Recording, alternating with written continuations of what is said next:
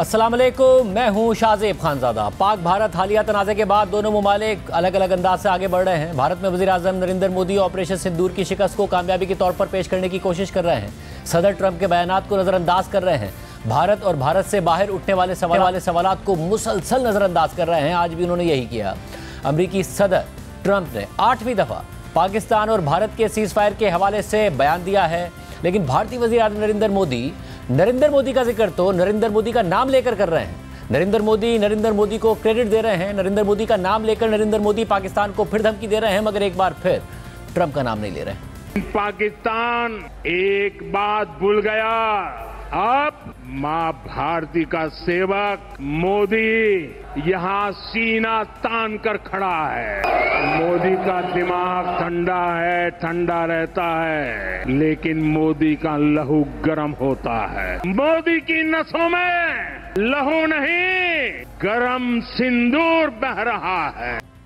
वज़ीर आज़म मोदी के बयानात पर खुद भारत में उनका मजाक उड़ाया जा रहा है। कांग्रेस उनसे जवाब मांग रही है। वज़ीर आज़म मोदी ने आज जब ये कहा कि मोदी की रगों में खून नहीं गर्म सिंदूर बह रहा है, तो कांग्रेस केरला ने तंजिया पोस्ट में लिखा कि हेल्थ हैजर्ड वार्निंग, जिस्म में सिंदूर के बहने से साइड इफेक्ट्स हो सकते हैं, जैसा कि खुदनुमाई और हक़ाइक़ मस्ख़ करना।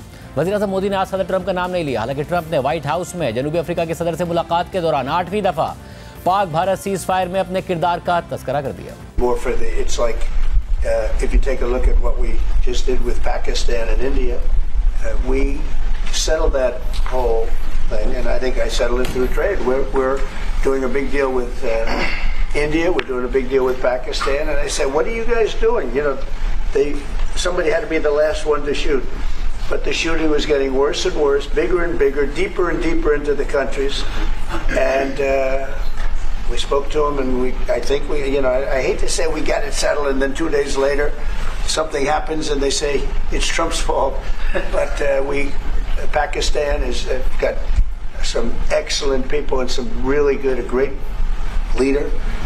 And India is my friend, Modi. And he's a mutual friend. Yeah, he's a great guy. And I called them both, and we just did something good. और ट्रंप के बयानात वज़ीर आज़म मोदी के साथ साथ उनके वज़रा का भी मुसलसल पीछा कर रहे हैं। भारतीय वज़ीर ख़ारजा जयशंकर से एक इंटरव्यू में सीज़ फायर में अमरीकी किरदार पर सवाल हुआ तो उन्होंने ये तस्लीम किया कि अमरीका, पाकिस्तान और भारत दोनों से राब्ते कर रहा था। सेक्रेटरी ख़ारजा मार्को रूबियो ने मुझे और नायब सदर जेडी वेंस ने वज़ीर आज़म मोदी को फ़ोन किया था। ताहम सीज़ फायर पाकिस्तान और भारत ने खुद किया था। We have a mechanism to talk to each other as a hotline. And where was the US in this process? Well, the US was in the United States. I mean, obviously there were US, Secretary of State Rubio and Vice President Vance had called up. Rubio had spoken to me. Vance had spoken to our Prime Minister. They had their view, and they were talking to us, and they were talking to Pakistanis, as indeed were some other countries. Yep. I mean, the United States was not alone in this. I think there were some countries in the Gulf, there were some others as well. Mm-hmm. That happens naturally. When two countries are engaged in a conflict, it is natural that countries in the world call up and ask and try to sort of indicate their concern and what they can do in such a situation. But the ceasefire, the cessation of firing and military action was something which was negotiated directly between India and Pakistan. जबकि आज पाकिस्तान में वज़ीर आज़म शहबाज शरीफ ने operation बुनियानुम मरसूस की कामयाबी को भारत के लिए सबक करार दिया है। वज़ीर आज़म शहबाज शरीफ ने मुजफ्फराबाद में हालिया तनाज़े में शहीद होने वालों के अहले खाना से मुलाकात के बाद तकरीब से खिताब करते हुए कहा कि भारत को पाकिस्तान पर जारियत का ऐसा जवाब दिया है कि अब वो किसी हमले से पहले 100 बार सोचेगा। मोदी सरकार 100 मरतबा सोचेगी पाकिस्तान के ऊपर दोबारा हमला आवर होने के लिए, कि उसको पता चल गया कि हमारी बरी फौज, हमारी फजाई फौज और हमारी बहरी फौज मिलकर पूरी तरह तैयार हैं। और जिस तरह इन 4 दिनों में 6 तारीख से लेकर 10 तारीख तक जो हिंदुस्तान को सबक सिखाया गया, मेरी नज़र में 1971 की शिकस्त का अल्लाह ताला ने बदला लिया है आज इस मौके के ऊपर। नायब वज़ीर आज़म इसहाक डार ने चीन का दौरा करके वापसी के बाद कहा है कि भारत के लिए शराफत और इज्जत इसी में है कि वो अब पाकिस्तान से सुलह कर ले। सीज फायर जो है ना वो होल्ड कर रही है और उसमें कोई एम्बिग्युइटी नहीं है। और ये कहना कि ये सस्पेंड हुई है या ये कहना एक हमसाया मुल्क के डिफेंस मिनिस्टर का कि जी ये तो ट्रेलर था अभी फुल प्ले चलना है, ये बड़ी बदकिस्मती है। उन्होंने देख लिया है कि जो हशर किया है आसमानों में, जो हशर उनका हुआ जमीन पे, तो मेरा ख्याल है कि शराफत इसी में है, इज्जत भी इसी में है कि अब आराम से सुलह कर लें और अब पॉजिटिव ट्रैजेक्टरी में लेके जाएं। इसके अलावा आज army chief field marshal Asim Munir की सदारत में कोर कमांडर्स कॉन्फ्रेंस हुई है। आईएसपीआर के एलामिया के मुताबिक कॉन्फ्रेंस के शुरा ने कहा कि खुजदार में कल होने वाली सफाकी भारत की पुष्टपनाही से चलने वाली प्रॉक्सीज के जरिए की गई, जिसके नतीजे में 4 मासूम बच्चे और 2 बेगुनाह अफराद शहीद हुए। फोरम ने मार्काए हक के शोहदा को जबरदस्त खराज अकीदत पेश किया, जिन्होंने भारत की बिला इश्तियाल जारहियत के दौरान अपनी जानों का कीमती नजराना पेश किया। एलामिया के मुताबिक फोरम ने खासतौर पर मार्काए हक के एक अहम और फैसला कुन मरहले ऑपरेशन बुनियानुम मरसूस की कामयाब तकमील को सराहा। फोरम ने पाकिस्तानी मीडिया और इंफॉर्मेशन वॉरियर्स को सराहा, जो भारतीय प्रोपेगेंडे, जाली खबरों और जंगी जुनून के खिलाफ रियासत के साथ कदम मिलाकर खड़े रहे। फोरम ने सियासी क़यादत को उनकी दूरअंदेशी, मौक़ा हक के दौरान बेमिसाल क़यादत, पुख्ता यकीन और गैर मुतज़लज़ल अज़म के साथ कौम की रहनुमाई पर सलाम पेश किया और यह भी कहा कि ताकत के इस्तेमाल और धमकी आमेज़ रवैये के जरिए पाकिस्तान पर दबाव डालने की किसी भी कोशिश को कामयाब नहीं होने दिया जाएगा। फोरम ने बलूचिस्तान और खैबर पख्तूनख्वा में मुतहर्रिक भारतीय हिमायत याफ्ता दहशतगर्द प्रॉक्सीज की सरकोबी के लिए तमाम वसाइल बरूए कार लाने का यादा किया। दूसरी जानिब भारत में ये तनकीद बढ़ रही है कि सदर ट्रंप भारत की तौहीन कर रहे हैं, भारत का साथ देने के बजाय वो भारत और पाकिस्तान को एक तरह ट्रीट कर रहे हैं, लेकिन मोदी हुकूमत सदर ट्रंप को जवाब तक नहीं दे रही है। इस तनाजुर में भारत में वज़ीर आज़म मोदी के 11 साल में अमरीका और दीगर ममालिक के मुतादिद दौरे भी गिनवाए जा रहे हैं और उन पर तनकीद हो रही है कि वज़ीर आज़म मोदी मुसलसल दौरे करते रहे, मगर जब भारत को जरूरत पड़ी तो अमेरिका समेत कोई भी आगे नहीं आया। कांग्रेस सवाल उठा रही है कि 11 साल में 86 ममालिक के दौरे करने के बाद दुनिया को कायल करने के लिए वज़ीर आज़म मोदी को कांग्रेस की जरूरत क्यों पड़ रही है? लोग आप पर एतमाद क्यों नहीं कर रहे हैं? कौम को एतमाद में कब लेंगे? पार्लियामेंट का इजलास कब बुलाएंगे? 11 साल सत्ता में काबिज रहने के बाद 86 देशों की यात्रा दिसंबर तक करने के बाद, उसमें और कई जुड़ गए उसके बाद, करने के बाद नरेंद्र मोदी जी आज मजबूर है कि उनको बाईपार्टिसन अप्रोच लेनी पड़ रही है। जिस विपक्ष को आपने पानी पी पीकर विदेशों की धरती पर कोसा, जिस विपक्ष को की आपने धज्जियां उड़ाई, आज आपको विपक्ष के उन साथियों को, कांग्रेस को लेकर जाना पड़ रहा है दुनिया को बताने के लिए। लेकिन मैं पूछना चाहती हूं, आपको बताने की जरूरत क्यों पड़ रही है? लोग आप पर विश्वास क्यों नहीं कर रहे? आप तो विश्वगुरु थे। सिर्फ ऑपोजिशन ही नहीं बल्कि मीडिया और वीलॉगर्स भी यही सवाल उठा रहे हैं कि वज़ीर आज़म मोदी ने सबसे ज़्यादा बैरून मुल्क दौरे किए, लेकिन जब भारत को ज़रूरत पड़ी तो एक भी मुल्क साथ देने के लिए नहीं आया। देश का प्राइम मिनिस्टर दुनिया के सारे देशों में चक्कर काट चुका है, उसमें से हमारे साथ कितने लोग आज की तारीख में जब हमने मुसीबत आई कितने लोग खड़े हुए। अगर आप जवाबदेह नहीं तो आप प्रधानमंत्री नहीं।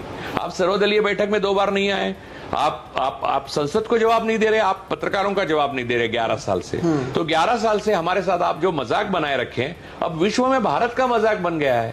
आपके साथ एक देश नहीं है। इतना पैसा आपने खर्च किया अपने दौरों पे, वो क्या मजाक के लिए था? वो ड्रेस बदलने के लिए था? आपकी जो डायस्पोरा होता है वो मोदी मोदी करते हैं, उनके लिए था? वेस्टर्न मीडिया ने पूरा साथ पाकिस्तान का दिया है। आपने जीती हुई बाजी को हारा है अमेरिका के। क्या बोल रहे हैं आपने? जीती हुई बाजी को हारा है, क्या बोल रहे हैं आप? हारा है, देखिए ये क्या बोल रहे हैं आप? बिल्कुल ये हारे, बिल्कुल ये हारा है। क्या बोला आपने? ये जीती हुई बाजी को हारा चाहिए। भारत की नाक झुकी है। एक सेकेंड बार बार युद्ध हारा है, बार बार युद्ध हारा है। बांग्लादेश में वो खुशियां मना रहे हैं, चीन में हवाई जहाज को लेके मीम्स बनाए जा रहे हैं। हर तरह से हमारे दिल बहुत परेशान है। चेहरे पे हमने ऐसा मुखौटा लगाया है कि हम जीत गए हैं, हम विश्व गुरु हैं, लेकिन अंदर से हमको पता है हम हार चुके। कोई भी हमारे साथ नहीं है। अब देखिए नेपाल के लोगों की क्या, उनके जो सोशल मीडिया है वो क्या बता रहा है हमारे बारे में, जैसे जंग उन्होंने जीती है और ये लम्हे फिक्रिया है। Trump has said 7 times that he will mediate between India and Pakistan, not just once. He has called them both great nations. He has said they are both equal friends of his. They will come to the table and negotiate under his allegedly benign supervision. Why is this happening? So we should introspect and ask ourselves. जहां भारत में BJP हुकूमत और वजीर आजम मोदी की सिफारती और दुनिया में बयानिया बनाने में नाकामी पर कड़ी तनकीद हो रही है तो वहीं भारत में ही पाकिस्तान से मवाजना करके बताया जा रहा है कि पाकिस्तान हालिया तनाज़े के दौरान दुनिया में अपना बयानिया पेश करने में भारत से बहुत आगे नजर आया। भारतीय मीडिया में दिखाया जा रहा है कि जैसे ही पहलगाम वाक़या हुआ और पाकिस्तान पर भारत ने इल्ज़ाम लगाया तो पाकिस्तान के वुज़रा ने तेज़ी से आलमी मीडिया का रुख किया, मुतअद्दिद इंटरव्यूज़ दिए। पहलगाम वाक़े के बाद पाकिस्तान के कम अज़ कम 3 वफाकी वुज़रा, नायब वज़ीर आज़म और वज़ीर ख़ारजा इसहाक़ डार, वज़ीर दिफ़ा ख्वाजा आसिफ, वज़ीर इत्तलाआत तारड़ तसलसल से आलमी मीडिया पर आए। रिटायर्ड जर्नल्स आए। बिलावल भुट्टो ज़रदारी ने भी मीडिया पर इंटरव्यूज़ दिए। पाकिस्तान की 25 मीडिया अपीयरेंसेस के मुकाबले में भारत के किसी एक वज़ीर की भी मीडिया अपीयरेंस नहीं थी। But the concern that we are hearing from diplomatic circles is about the phase 1. You know, the moment Pahalgam happened, at least top 3 ministers of Pakistan cabinet, their foreign minister, the information minister, the defense minister, they started making very frequent appearances in foreign media, especially in Europe, not limited to UK. Germany was covered, France was covered. 25 such appearances compared to almost 0 when it comes to top ministers from India. No, let me get that right. 25 interviews were conducted by Pakistan's ministers across global platforms. Not a single Indian minister went on a global platform between April 22nd and May 7th. Am I correct? So 25 also includes another very prominent face from Pakistan, that is Bilawal Bhutto Zardari, the face of PPP, as opposed to India. इससे पहले sky news की anchor याल्दा हकीम, जिन्होंने अपने programme में पहलगाम वाक़े के बाद पाकिस्तानी वुज़रा और नुमाइंदों से सख्त सवालात किए थे, उन्होंने भारतीय मीडिया में एक इंटरव्यू के दौरान कहा कि भारतीय वुज़रा के मुकाबले में पाकिस्तानी वुज़रा इंटरव्यूज़ देने के लिए तैयार थे, सख्त सवालों का सामना कर रहे थे और यही पाकिस्तान और भारत के दरमियान बड़ा फ़र्क था। That I've sort of said in previous interviews is we don't often hear from Indian officials talking about these things, not just in this period where there's a flashpoint, but in other times as well. And to be fair completely to Pakistan, they are willing to put up their defense minister, their interior minister, they're willing to come to the cameras regardless of how the interviews end up and the accusations. They're willing to take the tough questions and deal with it. And I think that is one of the things that perhaps culturally is a difference between India and Pakistan. मगर जहाँ ये बात दुरुस्त है कि भारत बैनुल-अक़वामी बिरादरी और आलमी मीडिया में बयानियाँ बनाने की हालिया दौड़ में पाकिस्तान से बहुत पीछे था, तो वहीं ऐसा भी नहीं है कि भारत ने सिरे से कोशिश ही ना की हो। पहलगाम वाक़े के फ़ौरन बाद नरेंद्र मोदी ने मुतअद्दिद आलमी रहनुमाओं से फ़ोन पर बात की। भारत में तैनात मुख्तलिफ ममालिक के सिफारतकारों को ब्रीफिंग्स दी गई और उन्हें कायल करने की कोशिश की गई कि पहलगाम वाक़े में पाकिस्तान का हाथ है, लेकिन भारत इस कोशिश में नाकाम हो गया था और कोई भी मुल्क भारत की बात मानने को तैयार नहीं हुआ। 27 अप्रैल को न्यूयॉर्क टाइम्स ने रिपोर्ट किया था कि पहलगाम हमले के बाद से भारतीय वज़ीर आज़म नरेंद्र मोदी ने 1 दर्जन से ज़ायद आलमी रहनुमाओं से फ़ोन पर बात की है। भारतीय दारुल हुकूमत में 100 से ज़ायद मिशंस के सिफारतकार दफ्तर ख़ारजा में ब्रीफिंग्स के लिए बुलाए गए। 4 सिफारतकारों के मुताबिक लगता है कि भारत पाकिस्तान के खिलाफ मिलिट्री एक्शन के लिए केस बना रहा है। तज्ज़ियाकारों और सिफारतकारों के मुताबिक मजबूत शवाहिद की अदम मौजूदगी 2 इम्कानात में से एक की तरफ निशानदही करती है कि भारत को पाकिस्तान पर हमला करने से पहले इस हमले से मुतालिक मालूमात हासिल करने के लिए मजीद वक्त दरकार है और भारत ने सरकारी सतह पर पहलगाम हमले की जिम्मेदारी डालते हुए किसी भी ग्रुप की निशानदही नहीं की है और अपने इस दावे के हक में भी अवामी सतह पर बहुत कम शवाहिद पेश किए हैं कि पाकिस्तान इसमें मुलविस था। इसके बाद 1 मई को ब्लूमबर्ग ने भी लिखा कि गुज़िश्ता हफ्ते भारत ने जिन सिफारतकारों को ब्रीफिंग दी थी उनमें से 2 सिफारतकारों ने शनाख्त ज़ाहिर न करने की शर्त पर बताया कि हालिया सिफारती मीटिंग्स में भारतीय हुकाम ने ताहाल इस हमले से इस्लामाबाद को जोड़ने के हवाले से कोई ठोस शवाहिद पेश नहीं किए। प्रोग्राम में एक ब्रेक शामिल करते हैं, एक और आम खबर आपके सामने रखेंगे।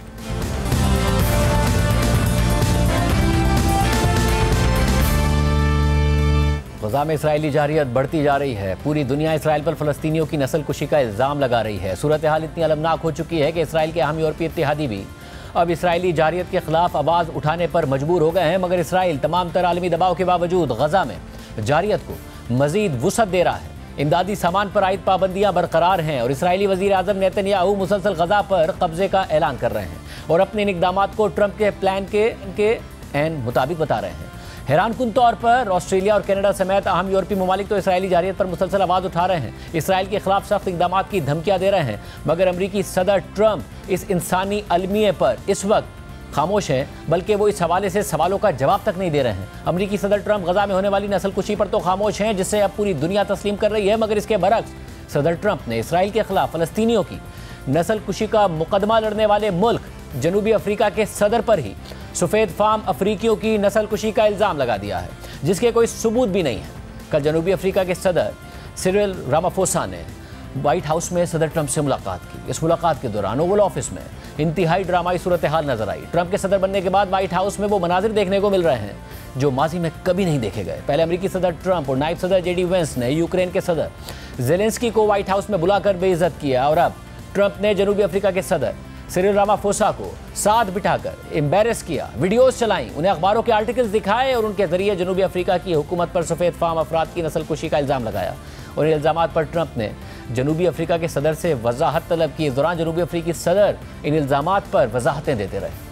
We have thousands of stories talking about it, and we have documentaries, we have news stories, and that. Is Natalie here? Somebody here to turn that?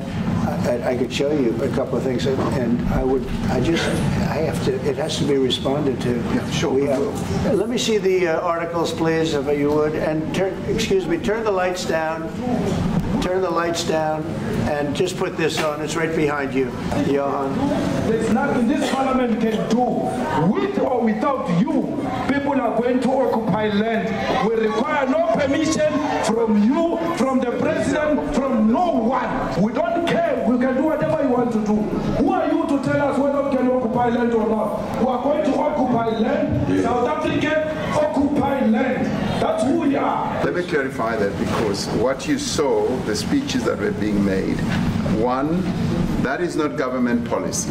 We have a multi-party democracy in South Africa that allows people to express themselves, political parties to adhere to various policies, and in many cases, or in some cases, those policies do not go along with government policy. Our government policy is completely against what he was saying, even in the parliament. And they're a small minority party, which is allowed to exist in terms of our constitution. But you do allow them to take land.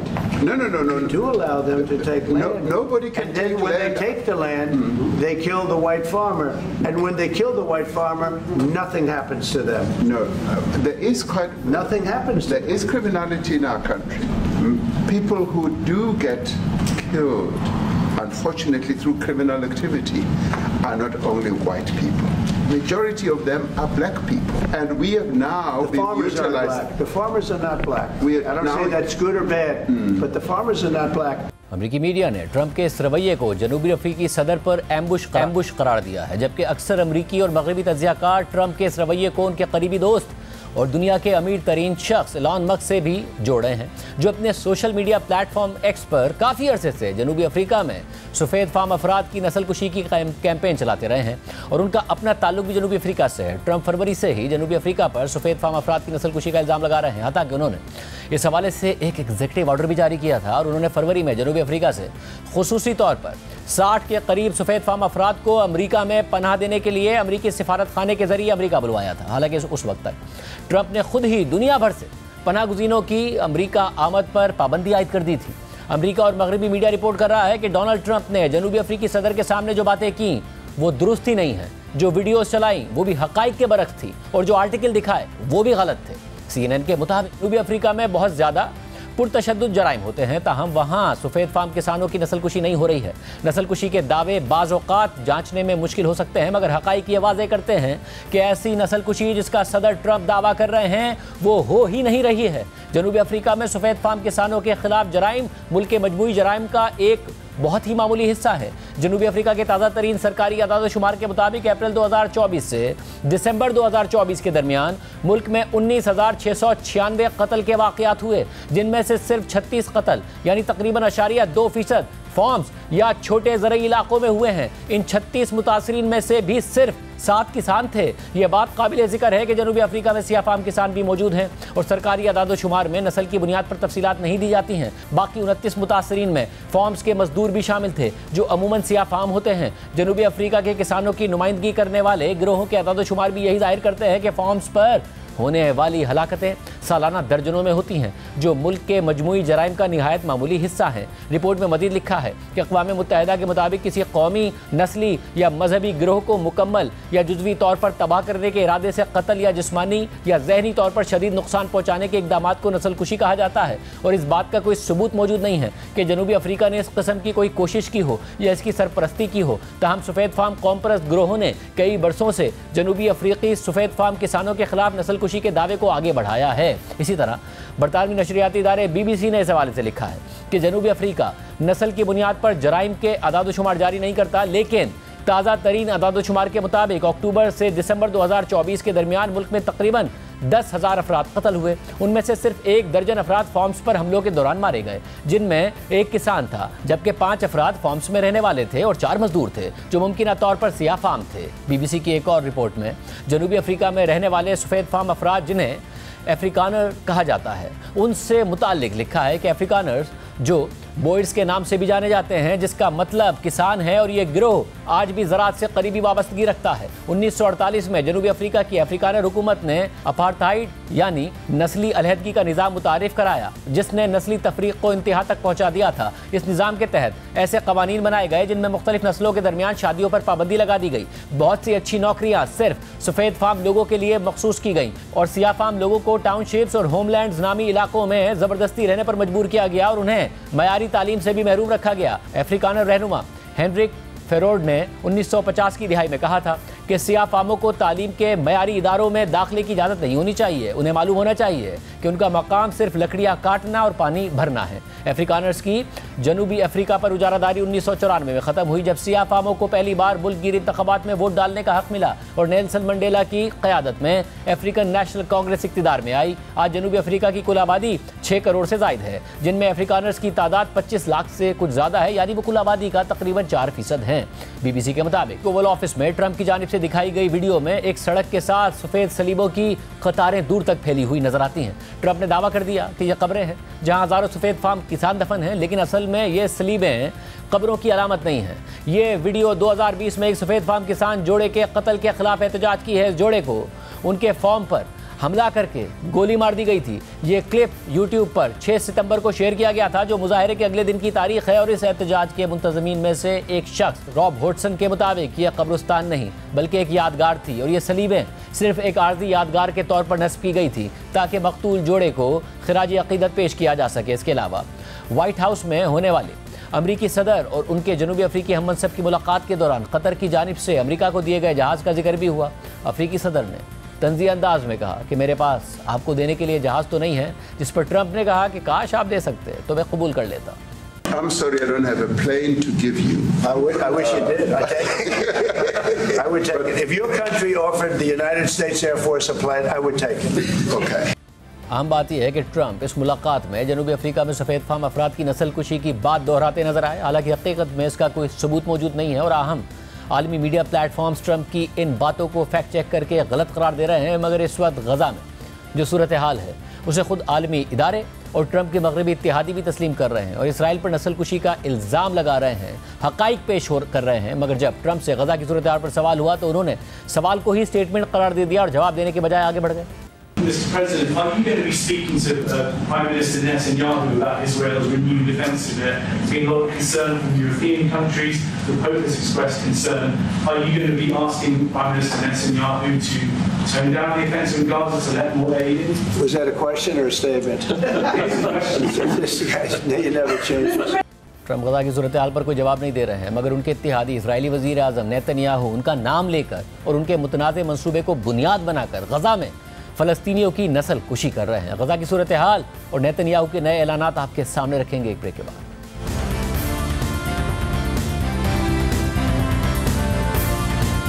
कल white house में जनूबी Africa के सदर से मुलाकात में सदर Trump ने गजा की सूरत हाल को मुकम्मल तौर पर नज़रअंदाज कर दिया, मगर इसराइली वज़ीर आज़म नेतन्याहू गजा में जो कार्रवाइयाँ कर रहे हैं वो उन्हें ट्रंप के ही प्लान का हिस्सा करार दे रहे हैं और मज़ीद आगे बढ़ने का ऐलान कर रहे हैं। साथ ही वो जंगबंदी के लिए सख्त शराइत पेश कर रहे हैं। अल जजीरा के मुताबिक कल इजरायली वज़ीर आज़म नेतन्याहू ने गुज़िश्ता साल दिसंबर के बाद पहली प्रेस कॉन्फ्रेंस करते हुए कहा है कि जब उनका हालिया फौजी हमला ख़त्म होगा तो गजा की पट्टी मुकम्मल तौर पर इसराइली फ़ौज के कंट्रोल में होगी।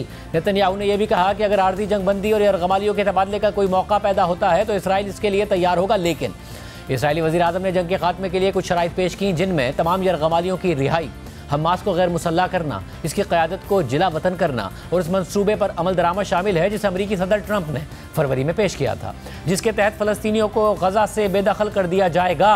ट्रंप ने फरवरी में कहा था कि अमरीका को गजा का कंट्रोल संभालना चाहिए और इस इलाके को मशरिक़ वस्ता के एक सयाहती मकाम में तब्दील कर देना चाहिए। अल जज़ीरा के मुताबिक ये पहला मौका है कि नेतन्याहू ने ट्रंप के मंसूबे को जंगबंदी की शराइत में शामिल किया है। मुतादिद ममालिक और इंसानी हकूक़ की तंजीमें इस मंसूबे को एथनिक क्लेंजिंग करार दे रही हैं।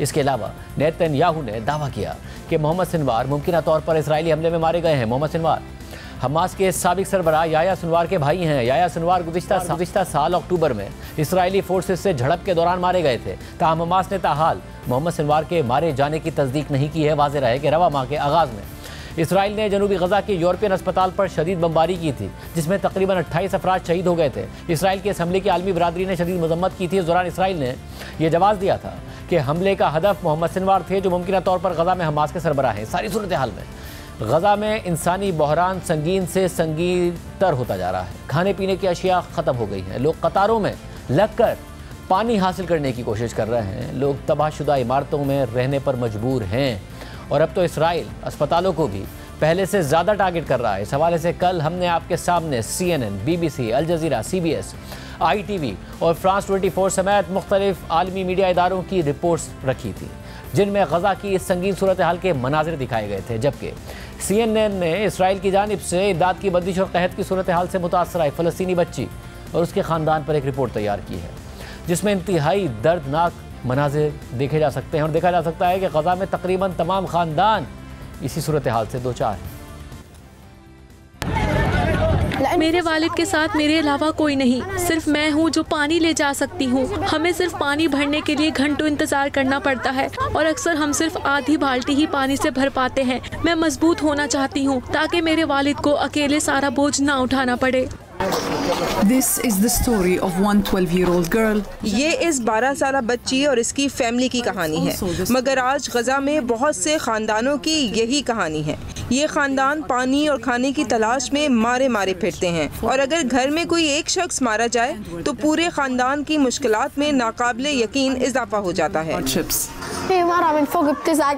मेरे भाई ने खातून को मदद के लिए पुकारते हुए देखा। उस खातून के बच्चे बुरी तरह खौफजदा थे। वो उनकी मदद करने के लिए झुका तो एक स्नाइपर की गोली उसे आकर लगी, जो उसके सीने में लगी और निकल गई।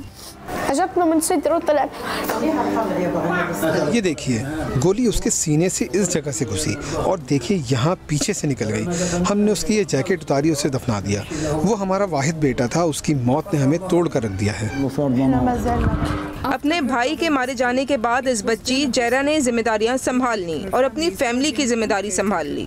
मेरे वालिद बूढ़े हैं और दिल की बीमारी में मुब्तला हैं। अगर वो पानी से भरी बाल्टी उठाने की कोशिश करते हैं तो गिर जाते हैं, इसलिए मुझे ये जिम्मेदारी अदा करनी पड़ती है और मेरे वालिद मेरी मदद करने की पूरी कोशिश करते हैं। गजा के खानदानों के ये हालात इसराइल की तरफ से की गई 3 माह की नाकाबंदी से मजीद बदतर हो गए हैं।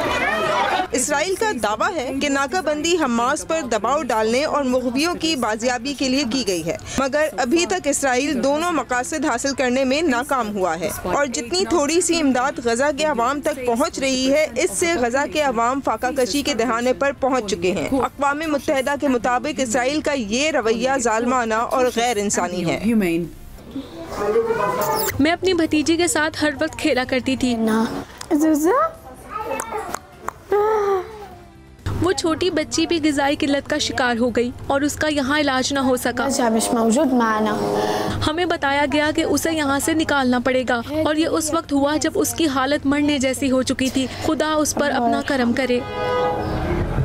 मैं चाहती थी कि कोई मेरी बच्ची के लिए दूध का बंदोबस्त कर दे। मैंने खुद खाना पीना और चलना फिरना छोड़ दिया था। मैं बाथरूम जाने के भी काबिल नहीं रही थी क्योंकि मुझे डर लगता था कि मेरी बच्ची गिर जाएगी।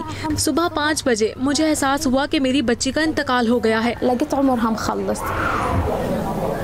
मुझे ऐसा लगा कि कोई मेरा कलेजा नोच कर ले गया है, या फिर जैसे किसी ने मुझे खंजर मार मार कर मेरे जिस्म को छलनी कर दिया हो। मेरे जज्बात और एहसासात खुद मेरे कंट्रोल में नहीं थे। एक बच्चा पैदा हुआ और इस दुनिया से चला गया क्योंकि गजा में इस वक्त फाका कशी का राज है। सिर्फ 3 माह की ही जिंदगी थी उसकी। जंग से पहले गजा के अवाम इस इमदाद से गुजारा कर रहे थे जो सैकड़ों ट्रक्स के जरिए गजा में पहुंचाई जाती थी। अब जबकि इसराइली फौज पूरे गजा पर कब्जे का दावा कर रही है, तो जो भी इमदाद यहाँ तक पहुँचेगी वो यकीनी तौर पर गजा के अवाम के लिए काफी नहीं होगी। आबिर सलमान, CNN, जेरूसलम। आलमी बरादरी गजा की सूरत हाल और इसराइल की जानिब से इमदाद की बंदिश पर सख्त रद्द-ए-अमल दे रही है, लेकिन एमनेस्टी इंटरनेशनल ने कहा है कि आलमी रहनुमाओं को इसराइल की जानिब से फ़लस्तीनियों की नस्ल कुशी पर मज़ीद ठोस इक़दाम लेने की ज़रूरत है। इसके अलावा गुज़िश्ता रोज़ इसराइली फोर्सेज ने मकबूजा मगरबी किनारे में यूरोपीय वफ्द पर फायरिंग कर दी थी, जिस पर यूरोपीय ममालिक का सख्त रद्द-ए-अमल सामने आ रहा है। रॉयटर्स के मुताबिक यूरोपीय ममालिक ने मकबूजा मगरबी किनारे में एक वाक़े की मजम्मत की है जिसमें इसराइली फ़ौजियों ने एक सिफारती वफ्द के करीब फायरिंग की थी। इटली और फ्रांस दोनों ने वाक़े पर इसराइली सफ़ीरों को तलब करके वजाहत मांगी है। इसके अलावा जर्मनी, तुर्की, स्पेन और कनाडा ने भी इस वाक़े की मजम्मत की है, जबकि यूरोपीय यूनियन की खारजा उमूर की सरबराह काया कैलिस ने वाक़े की तहकीकात का मुतालबा भी किया है। दूसरी जानिब अमरीकी दारुल हुकूमत वाशिंगटन में फायरिंग से इसराइली सिफारत खाने के 2 अहलकार हलाक हो गए हैं। आलमी खबर रसा इदारे एसोसिएटेड प्रेस के मुताबिक पुलिस के मुताबिक वाशिंगटन में इसराइली सिफारत खाने के अमले के 2 अफराद को एक यहूदी म्यूजियम में होने वाली तकरीब से निकलते वक्त गोली मारकर हलाक कर दिया गया और मुलजिम ने गिरफ्तारी के बाद फ्री फ्री पैलेस्टाइन का नारा लगाया। कल शाम होने वाले इस हमले के बाद दुनिया भर में इसराइली सिफारती मिशंस ने अपनी सिक्योरिटी में इजाफा कर दिया है। तर्जुमान इसराइली सिफारत खाने ने कहा है कि इसराइली सफ़ीर वाक़े के वक्त इस मकाम पर मौजूद नहीं थे। अमरीकी सदर ट्रंप ने मुतासरीन के ख़ानदानों से हमदर्दी का इजहार करते हुए वाक़े को एंटी सेमिटिज़म करार दिया है। आज के प्रोग्राम में इतना ही। अल्लाह हाफ़िज़।